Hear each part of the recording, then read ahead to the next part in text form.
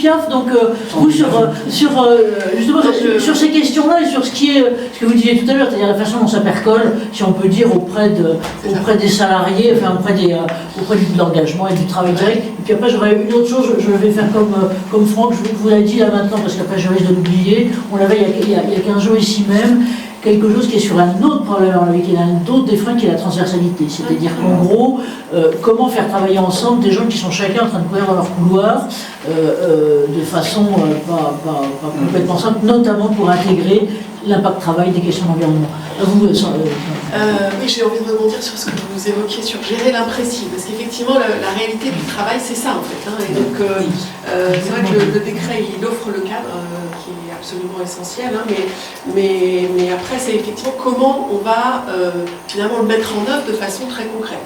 Et ça, finalement, l'expérience encore très récente de la semaine dernière de cette canicule, en fait, finalement, elle nous démontre aussi que, finalement, c'est presque chaque situation individuelle qu'il faut intégrer dans le collectif.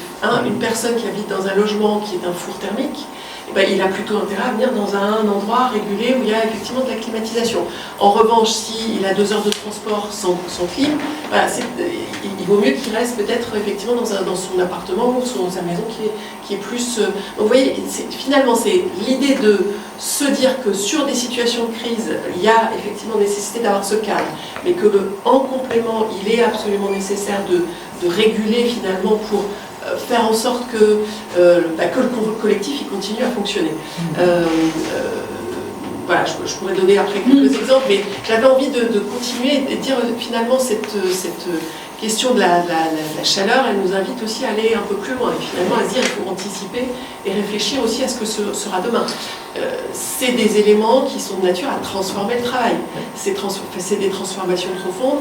Si effectivement la crise climatique s'installe, les chaleurs vont être de plus en plus importantes. Il est nécessaire de gérer la crise aujourd'hui, mais comment on fait pour le futur? Comment on fait pour le futur? Alors, si je peux me permettre, parce que je vois le temps qui... Je vous fais passer votre tour, mais je vous filerai la parole tout à l'heure. Juste pour